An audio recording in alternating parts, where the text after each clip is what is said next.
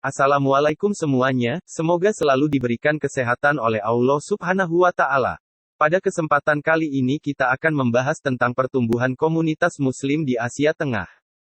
Selamat menyaksikan.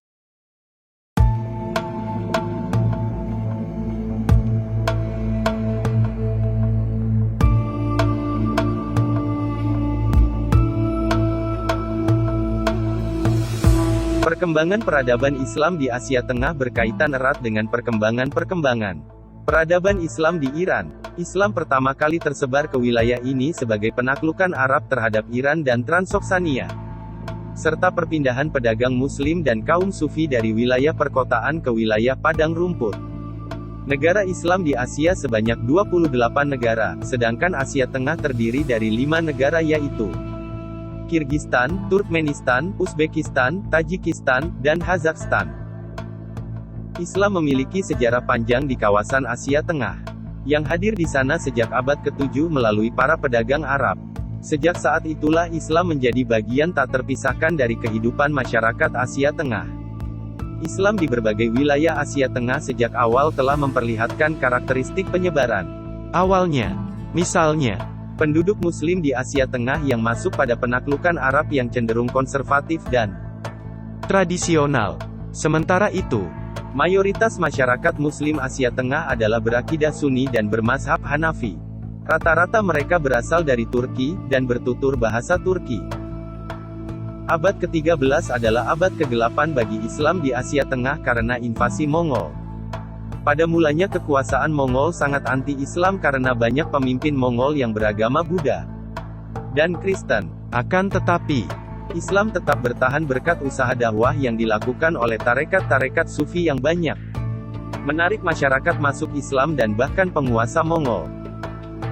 Abad ke-14 wilayah-wilayah penting Muslim masuk ke Kaisaran Rusia, seperti Kazan, Astrakhan, dan Siberia Barat.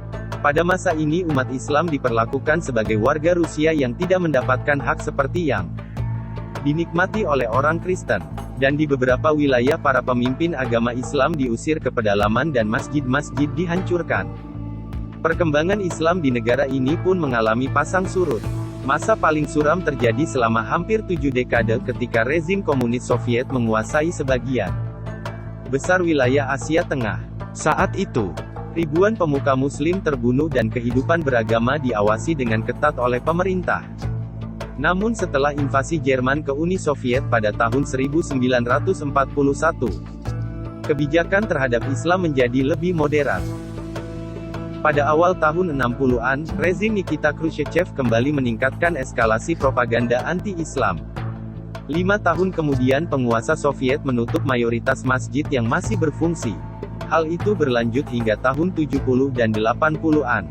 Di Asia Tengah khususnya, dampak perang di Afghanistan terlihat di Uzbekistan dan Tajikistan, yang akhirnya memunculkan gerakan perlawanan di sejumlah negara Asia Tengah. Konflik terus berlanjut hingga setelah runtuhnya Uni Soviet, berarti lahirlah kembali Islam yang dibarengi dengan gerakan dakwah Islam. Ribuan masjid dan sekolah Islam dibuka kembali. Negara Asia Tengah yang merupakan bekas Uni Soviet mengobarkan kembali semangat Islamnya secara terbuka bahkan melalui jenjang-jenjang jabatan di Partai Komunis.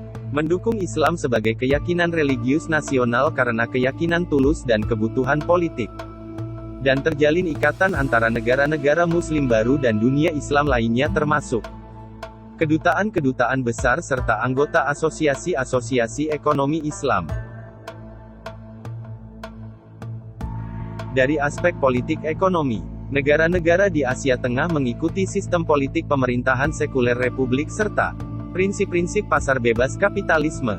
Ideologi Islamisme yang mengusung negara Islam, khilafah, dan sejenisnya tidak berlaku di sini. Sejumlah kelompok Islam radikal dan pengusung ideologi Islamisme seperti Ikhwanul Muslimin, Al-Qaeda, atau Hizbut Tahrir juga tidak mendapatkan tempat di Asia Tengah.